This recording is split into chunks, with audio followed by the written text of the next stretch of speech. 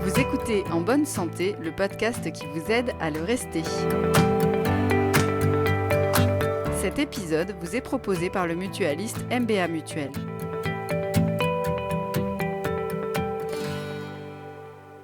Bonjour à tous, je m'appelle Mathieu et dans cet épisode, je vais vous parler de contraception. Pour éviter une grossesse non désirée, de nombreux moyens sont mis à la disposition des femmes, qu'ils soient hormonaux ou mécaniques. Nous allons donc voir ensemble comment choisir la contraception la plus adaptée à son corps, à son mode de vie et à ses envies. Pour vous guider au mieux, j'ai sollicité les conseils de Geneviève Seguela, gynécologue et membre de la Fédération nationale des collèges de gynécologie médicale. Elle m'a d'abord présenté les différentes formes que prend la contraception. Le premier, les contraceptions hormonales, qui sont donc des contraceptions qui bloquent l'ovulation naturelle des femmes. Bien sûr, la pilule contraceptive qui existe donc depuis 1968 en France. Et cette contraception donc met à disposition une contraception par voie orale, que ce soit des pilules œstroprogestatives ou des pilules progestatives pures. En continu, en discontinu, il existe plusieurs modes possibles. Et dans les contraceptions hormonales, on a aussi l'anneau vaginal, qui délivre donc les hormones œstroprogestatives par voie vaginale. Et également, il existe l'implant que l'on met donc en sous-cutané au niveau du bras et qui délivre aussi une contraception hormonale progestative pure. Tout ça donc dans le but de bloquer l'ovulation. Il existe ensuite le grand groupe des contraceptions mécaniques qui consiste à une contraception par stérilet ou dispositif intra-utérin. Ensuite, il existe des contraceptions mécaniques, comme le préservatif, bien sûr, et les ovules spermicides. La méthode du retrait, qui est encore pas mal employée, a 17% d'échecs, ce qui est énorme, et donc ce n'est pas une contraception à conseiller. Ces moyens de contraception s'adressent à toutes les femmes, et ce, dès l'adolescence et jusqu'au début de la ménopause. On attend entre 1 et 2 ans après la puberté qui a lieu en moyenne actuellement en France autour de 11-12 ans. La contraception ne pourra se mettre en place qu'autour de plutôt 13-14 ans afin de ne pas empêcher la croissance définitive des jeunes filles.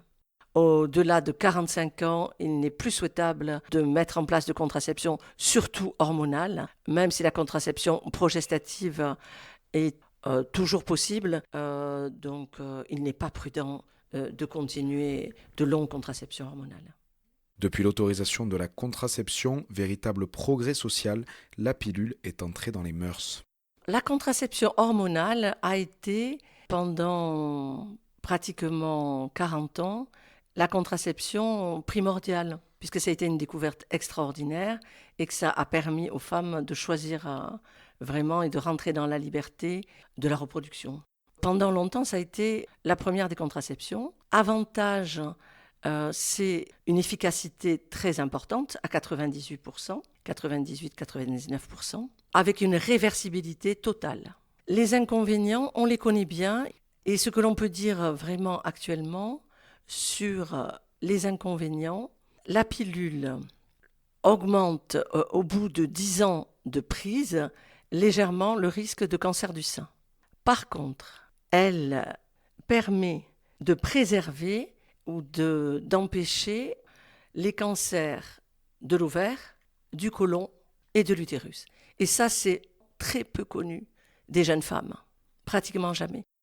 Depuis une dizaine ou quinzaine d'années, on assiste à un désamour des jeunes femmes avec la pilule et la méthode donc hormonale, avec beaucoup de désinformation malheureusement. L'intérêt de la pilule contre des cancers n'est jamais mis en avant.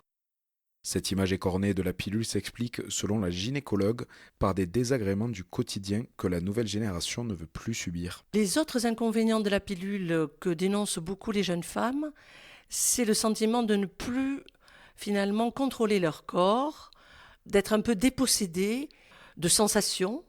En particulier, un certain nombre de jeunes femmes se plaignent de baisse de la libido, ce qui peut effectivement se rencontrer, en particulier quand il n'y a pas d'œstrogène dans la pilule.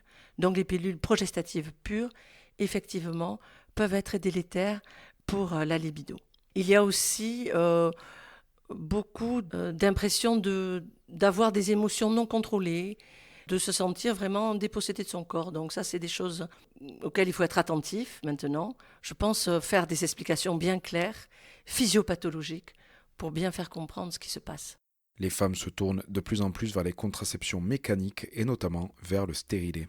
C'est une contraception tout à fait efficace, aussi efficace que la pilule, et qui a donc des intérêts aussi différents. Pour les stérilés au cuivre, le cycle hormonal n'est absolument pas interrompu, donc il n'y a pas les inconvénients de sensations différentes, de perte de libido. On est donc sur un cycle naturel. C'est une contraception purement mécanique. Pour les stérilés qui contiennent de la progestérone qui est délivrée sur place en continu. C'est un progestatif bien connu puisque c'est le même que celui des pilules de deuxième génération, donc innocuité également, avec cependant, pour le premier de ces stérilés qui est le Mirena, une possibilité de blocage de l'ovulation pendant quelque temps, donc qui peut être vécu aussi comme les mêmes effets que la pilule œstroprogestative, et donc là aussi il faut beaucoup expliquer et accompagner. Et les hommes dans tout ça? Ils ont beaucoup moins de solutions à leur disposition.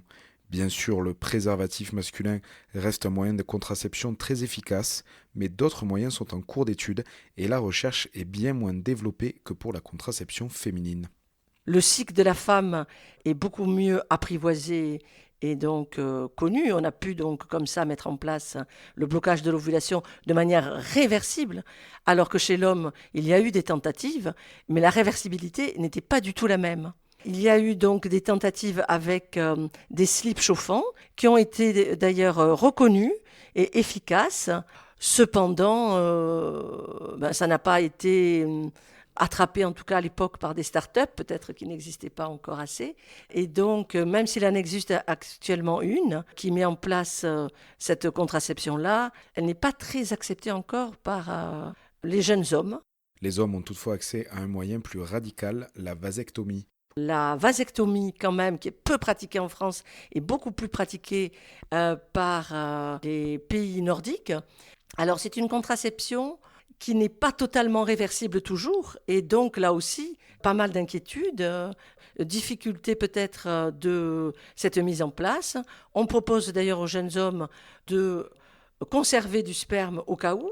Donc c'est vrai que ce n'est pas encore d'une grande fluidité. En tout cas, dans notre pays qui finalement paraît peut-être un petit peu plus latin que ce qu'il semblerait, elle n'est pas encore très bien mise en place. À l'heure du choix et face à l'éventail de possibilités, Geneviève Seguela met en avant 2 critères majeurs à prendre en compte pour choisir la contraception la plus adaptée à sa situation. Il faut retenir comme critère l'efficacité quand même. C'est le critère primordial et la réversibilité.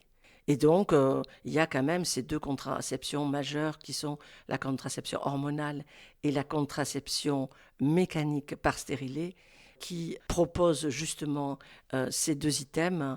Il faut donc beaucoup accompagner les jeunes femmes autour de ça, leur expliquer beaucoup la physiologie, et puis sinon, les accompagner dans leur choix de toute façon.